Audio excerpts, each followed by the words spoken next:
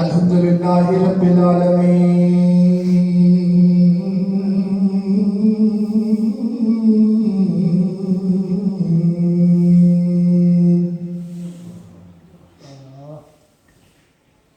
والصلاة والسلام علی خاتم النبیین وآلہ الطیبین الطاہرین واصحابہ المقربین المعصمین وخلفاء الراشدین وعلینا معهم اجمعین الى یوم الدین ولعنۃ اللہ علی الکاذبین الی یوم الدین اما بعد اعوذ باللہ من الشیطان الرجیم بسم اللہ الرحمن الرحیم محمد رسول اللہ والذین معه اشداء علی الکفار رحماء بینہم تراہم رکعا سجدا یبتغون فضلا من اللہ ورضوانا صدق اللہ مولانا العظیم ان اللہ وملائکتہ یصلون علی النبی یا ایہا الذین آمنوا صلوا علیہ وسلموا تسلیما بابا زبرت پڑھیے صلاۃ و سلام علیک یا رسول اللہ وعلی آلک واصحابک یا جد الحسن والحسین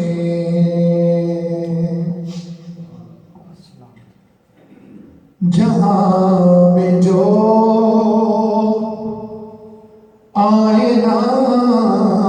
دار نبی ہے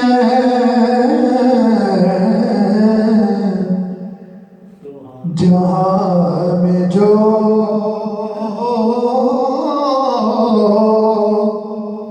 آئینہ دار نبی ہے یہ ایک شعر ہی ہے کہ اہل سنت کا عقیدہ ہے کہ جہاں میں جو آئینہ دار نبی ہے لوگ حقیقت میں وہ چار یار نبی ہیں او جہاں میں جو آئینہ دار نبی ہے حقیقت میں وہ چار یار نبی ہیں اور رفیق نبی غمگسار نبی ہیں فدائے نبی جان سار نبی ہیں اور بڑا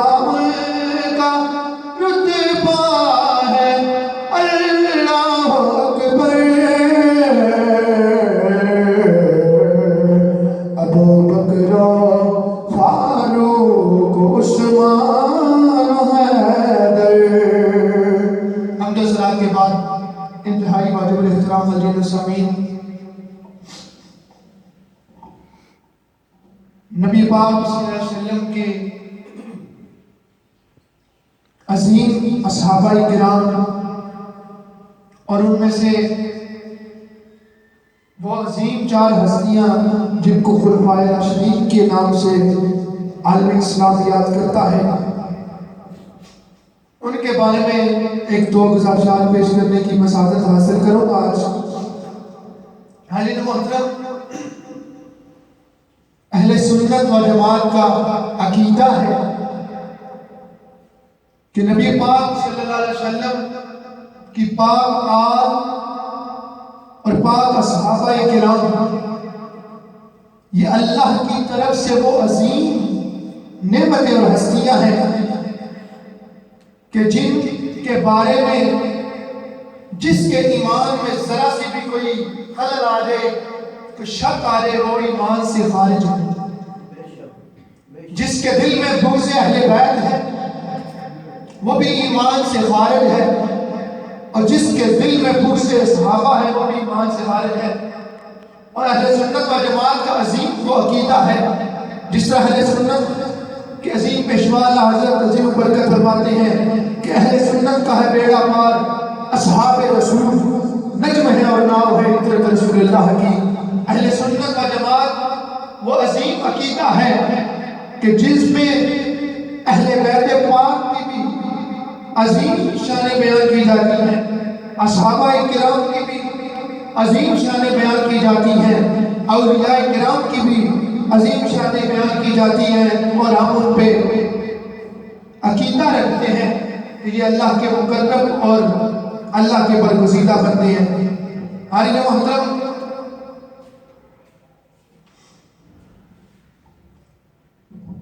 اصحابہ کرام میں سے خلفائے راشدین جناب سیدنا صدیق اکبر، سیدنا عمر فاروق، عثمان غنی، جناب مولا کائنات علی بن ابی طالب علیہ السلام، یہ وہ عظیم ہستیاں ہیں جن کو اسلام کی نبی پاک صلی اللہ علیہ وسلم کی ظاہری حیات کے بعد آپ کو خلفائے راشدین، جس کا مطلب ہے کہ امیر المومنین اسلام کے لیڈر منتخب ہوئے ہیں۔ یہ چار ہستیاں وہ عظیم ہستیاں ہیں۔ امت محمد مصطفیٰ میں حاضرین محترم اور تمام امتوں میں یہ امت بہترین امت ہے، اور اس بہترین امت میں سب سے بہترین اور افضل و اعلیٰ اہل بیت پاک اور صحابہ کرام رضی اللہ تعالیٰ عنہ ہیں۔ حاضرین محترم، اصحابہ کرام یہ وہ مقدس نفوس طیبہ ہے کہ رحمت عالم کی نصرت و حمایت میں فرش زمین پر چلتے پھرتے تھے، مگر عرش برین کے نام کا اطلاق عالم سلام آ رہا تھا۔ یہ وہ عظیم ہستیاں ہیں جن پر رب کے فرشتے درود و سلام بھیجتے تھے۔ حاضرین محترم، صحابہ آسمان تقدس کے وہ آفتاب اور مہتاب ہیں کہ جب یہ خانہ کعبہ کے سامنے رب کی بارگاہ میں سجدہ کے لیے اپنی پشانیاں جھکاتے تھے تو بیت اللہ بھی یہ تمنا ہی کرتا تھا کہ کاش میرے پاؤں ہوتے تو میں چل کر ان خیر الساجدین کی پشانیوں کو چوم لیتا۔ جب یہ رب کی محبت میں، نبی کے عشق میں بیت اللہ کے سامنے اللہ تبارک و تعالیٰ کی بارگاہ میں سجدہ ریز ہوتے تو حاضرین محترم ملائکہ بھی رشک کرتے کہ یہ وہ عظیم ہستیاں ہیں کہ جن کے بارے میں رب قرآن میں اعلان فرما رہا ہے والذین معه اشداء علی الکفار رحماء بینہم تراہم رکعا سجدا یبتغون فضلا من اللہ ورضوانا۔ حاضرین محترم، فرشتے ان کی سجدہ گاہ کو اپنی بوسہ گاہ بنانے کے لیے بے قرار ہو جاتے اور آسمان کے ستارے ان امت کے تاروں کے نظاروں کے لیے نگاہ شوق سے فرش زمین کے عالم میں دیدار ہوتے تھے۔ اور یہ وہ خوش نصیب مسلمان اور کامل ایمان ہیں جنہوں نے اپنے ایمانی نگاہوں سے رحمت للعالمین کے جلال و جمال نبوت کو دیکھا اور صحبت اٹھائی اور خدمت کا شرف حاصل کیا۔ حاضرین محترم، کچھ بدبخت لوگ ان کی شان میں بھونکتے ہیں، ان کو یہ نہیں پتا کہ اصحابہ کہف کا وہ کتا جس نے اصحابہ کہف کی عزت کی، ان کی خدمت کی، اس کے بارے میں رب قرآن میں اعلان فرما رہا ہے کہ وہ جنتی ہے۔ اس کتے کو تو یہ جنتی مان لیتے ہیں جو کتا ہے، لیکن جو اس امت کے رہنما ہے، جو اس امت کے رہبر ہیں، جو نبی کے یار ہیں، کی شان میں بولتے ہوئے ان کو شرم نہیں آتی، حالانکہ یہ وہ خود بدنصیب لوگ ہیں، ان کی ایمان میں یہ کمی ہے جو ان کی شان میں گستاخیاں کرتے ہیں۔ عالم محترم رحمت للعالمین کے یہ عظیم اصحابہ کرام اپنی مانوتا اور جو جان قربان کر دینے کے لیے، اپنے نبی پر جان قربان کرنے کے لیے معراج ایمان سنتے تھے، اور یہی وہ خیر المومنین ہیں جن کے لیے رب نے قرآن میں اعلان فرمایا والسابقون الاولون من المہاجرین والانصار والذین اتبعوہم بإحسان رضی اللہ عنہم ورضوا عنہ، کہ یعنی وہی صحابہ، وہی مومنین کاملین ہیں جنہوں نے شہنشاہ رسالت کی نصرت و ہمارے امداد و اعانت سب سے پہلے قدم بڑھایا اور ساری امت پر سبقت لے گئے، اور اس میں سے کچھ کا لقب مہاجرین ہے اور کچھ کا خطاب انصار ہے، اور یہ لوگ ان کی بہترین پیروی کرنے والے ہیں اور اللہ والے ہیں، اور ان سے اللہ خوش ہو گیا اور اللہ سے خوش ہو گیا۔ حالانکہ محترم یہی وجہ ہے کہ حضرت عبداللہ بن مسعود رضی اللہ تعالیٰ عنہ نے اصحابہ کرام کی فضیلت بیان کرتے ہوئے ارشاد فرمایا اولئک اصحاب محمد صلی اللہ علیہ وسلم کانوا فضل هذه امتی ابرہها قلوبا واعقبها علما واقلها تکلف اختارهم اللہ۔ حالانکہ محترم حضرت عبداللہ بن مسعود رضی اللہ تعالیٰ عنہ آپ نے صحابہ کرام کی فضیلت بیان کرتے ہوئے ارشاد فرمایا کہ حضرت محمد مصطفیٰ صلی اللہ علیہ وسلم کے یہ صحاب اس امت میں سب سے زیادہ افضل ہیں، اور ساری امت میں سب سے زیادہ ان کے دل نیکوکار، ان کا علم سب سے زیادہ گہرا، ان کے اعمال تکلف سے خالی، اور یہ وہ لوگ ہیں جن کو اللہ تعالیٰ نے اپنے نبی کی صحبت اور اپنے دین کو قائم کرنے کے لیے چن لیا ہے، اور اس لیے تو لوگ ان کی فضیلت کو پہچان۔ حالانکہ محترم بزرگان دین کا یہ قول ہے، آپ فرماتے ہیں کہ 1000 سال سجدہ کرنے والا جو ایک عابد ہو، عبادت گزار ہو، وہ 1000 سال سجدے کرتا رہے، مگر اس سے بہتر ہے وہ بندہ جو ایک عالم دین کی مجلس میں بیٹھتا ہو۔ آپ ذرا سوچئے اور ایمان سے بتائیں کہ ایک بندہ جو 1000 سال سجدے کرتا رہا اور وہ افضل ہے، ان سے افضل وہ بندہ ہے جو علماء کی صحبت میں بیٹھ جائے، جو نبی کریم کی صحبت میں زندگیاں گزار کے ہو، ان کا کیا کتنا رتبہ اعلیٰ ہوگا۔ ایک عالم دین کی صحبت میں بیٹھنے والا 1000 سال عبادت کرنے والے سے بہتر ہے، اور جو صحابہ کرام جنہوں نے زندگیاں نبی پاک صلی اللہ علیہ وسلم کی صحبت میں گزار دی، جن کی صبح آنکھ کھلتی تھی تو چہرہ بدوہا کا چہرہ مڑ کر دیکھتے تھے، جن کی شامیں، جن کی دوپہریں اور جن کی دن رات چہرہ مصطفیٰ کو دیکھتے ہوئے گزر جاتی تھی۔ حالانکہ محترم جیسا کہ حدیث پاک بھی ہے کہ النظر الی وجہ علی العبادہ، نبی پاک کے ویر مولا کائنات کے چہرے کو دیکھنا عبادت ہے۔ نبی پاک کے ویر مولا علی کے چہرے کو دیکھنا عبادت ہے، خود نبی پاک صلی اللہ علیہ وسلم کے چہرے کو دیکھنا کتنی بڑی عبادت ہے۔ اور جنہوں نے ساری زندگیاں رحمت للعالمین کی خدمت میں گزار دی، آج کچھ لوگ ان کی شان میں یہ گستاخیاں کر رہے ہیں۔ حالانکہ محترم حضرت عبداللہ بن مسعود کی خوش بیانی کی داد نہیں دی جا سکتی، اور ایک جملے میں انہوں نے ایسی شاندار اصحابہ کرام کی مدح سرائی بیان فرمائی ہے کہ خدا کی قسم اس کو سوچ سوچ کر بچت کرنے کو دل چاہتا ہے، اور فرماتے ہیں کہ یعنی صحابہ وہ ہیں جنہوں نے خدا بند عالم نے اپنے نبی کی صحبت اور اپنے دین کی اقامت کے لیے سارے عالم میں چن لیا ہے۔ حالانکہ محترم ذرا غور کیجیے کہ چننے والا کون ہے اور کتنے بڑے بڑے کاموں کے لیے چنا ہے، اور چننے والا عالم الغیوب و شہادہ ہے، جس سے کائنات عالم کا کوئی ذرہ بھی پوشیدہ نہیں، تو ظاہر ہے کہ اس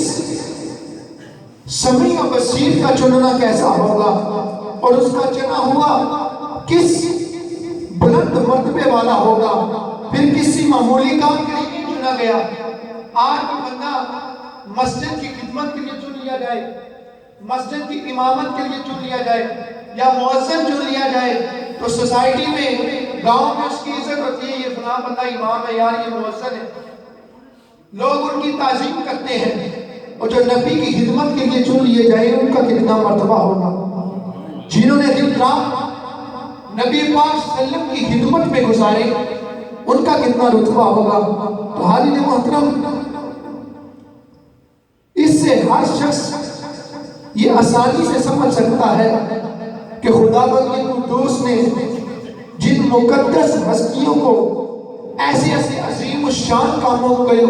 انجام دینے کے لیے تمام عالم اسلام سے، تمام عالم میں سے انتخاب فرمایا، وہ لوگ کتنے جامع الکمالات اور مجمع الفضائل ہوں گے، اور ان کی جناب میں حسن عقیدت و الفت و محبت کس قدر لازم الایمان اور واجب العمل ہوگی۔ حاضرین محترم، اگر کوئی بیٹا اپنے باپ کے متخب اور گہرے دوستوں سے بغض و عناد رکھے اور نفرت کرے، تو ساری دنیا کا یہی فیصلہ ہوگا کہ یہ بیٹا اپنے باپ کا انتہائی ناخلف اور نالائق بیٹا ہے، اور ہرگز یہ بیٹا کبھی بھی اپنے باپ کی نگاہ میں پسندیدہ نہیں ہو سکتا۔ تو یاد رکھیے، کوئی بھی حضور علیہ السلام کا امتی کہلانے والا اگر سرور کائنات سرکار رسالت کے ان منتخب اور جانسارہ حقیقی دوستوں سے بغض و عناد اور نفرت رکھے، تو خدا کی عزت کی قسم انتہائی نالائق امتی کہلائے گا، بلکہ در حقیقت وہ امتی کہلانے کا حقدار ہی نہیں، اور ہرگز وہ کبھی بھی بارگاہ رسالت میں مقبول نہیں ہو سکتا، بلکہ خدا اور رسول کے دربار سے اس پر ایسی لعنت اور پھٹکار پڑے گی کہ جہنم اور عذاب نار کے سوا اس کا کوئی ٹھکانہ نہیں۔ حاضرین محترم، جو نبی کے منتخب کردہ بندوں سے آج اگر کوئی لیڈر، چاہے وہ سیاسی ہو یا مذہبی لیڈر ہو، یا اس مسجد میں سے کوئی چن لے کسی بندے کو کہ یہ ہمارا رہبر ہے، اس لیڈر کا منتخب کردہ بندہ اس پر انگلیاں اٹھائے گا، تو جس پر انگلیاں اٹھ رہی ہیں لوگ اسے نہیں کچھ کہیں گے، بلکہ جس نے اسے منتخب کیا ہے اس کی گستاخی کر رہا ہے۔ اور جو لوگ جانسارہ رسالت آقا دو جہان کے ان عظیم اصحابہ کرام کی گستاخیاں کر رہے ہیں، وہ دراصل بھول گئے ہیں، ان کو یہ بغض میں، ان کے عقل میں یہ پردہ پڑ چکا ہے کہ وہ صحابہ کرام کی گستاخی نہیں بلکہ آقا دو جہان کی گستاخی کر رہے ہیں، اور جو آقا دو جہان کی گستاخی کر رہا ہے وہ رب کے ساتھ اعلان جہاد کر رہا ہے، کیونکہ رب کا یہ اعلان ہے کہ میرا محبوب وہی بولتا ہے جو میں بولتا ہوں، میرا محبوب وہی کرتا ہے جو وہی الہی ہوتا ہے۔ تو اس سے یہ ثابت ہوتا ہے کہ اصحابہ کرام کو انتخاب نبی پاک نے نہیں بلکہ رب کے حکم سے آقا نے ان کا انتخاب کیا ہے، اور جو اصحابہ کرام کی گستاخی کرتا ہے وہ لوگ ایمان سے فارغ ہیں، وہ لوگ اس دنیا میں بھی